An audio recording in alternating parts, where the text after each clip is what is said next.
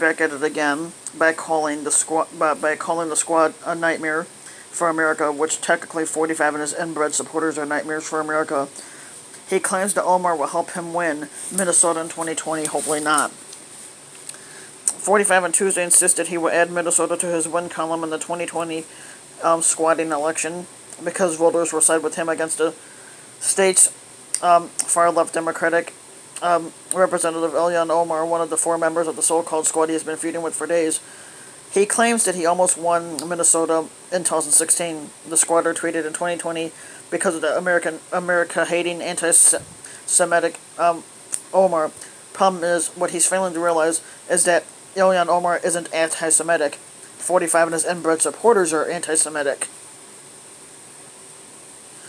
And he claims that Minnesota is having its best economic year ever. He says, I will win that state. No, you won't. Nearly every day over the last week, the squatter has blasted four of the progressive House lawmakers. Omar from New York, Alexandria Ocasio-Cortez,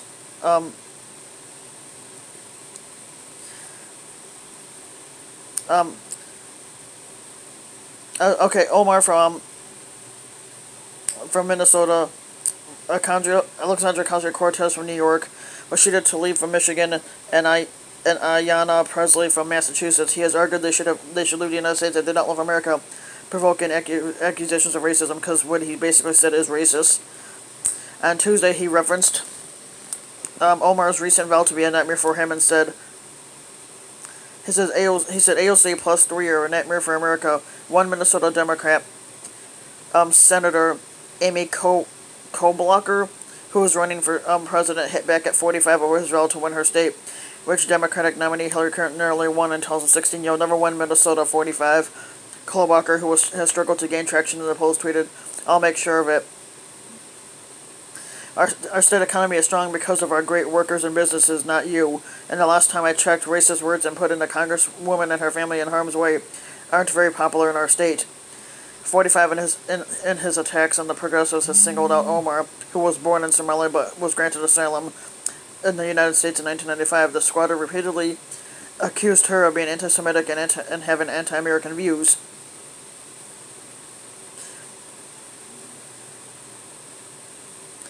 Omar has used inflammatory language as well in firing back at 45 over the weekend. She made the extraordinary claim that this racist squatter wants every black, brown person deported and Muslims banned.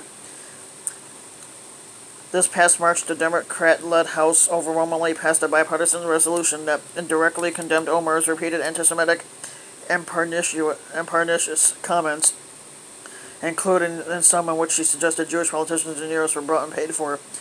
In April, a tweet from Omar resurfaced in which she claimed U.S. forces killed thousands of Somalis during the 1993 Black Hawk Down mission movie. Yeah, because they made that into a movie, and I've seen that.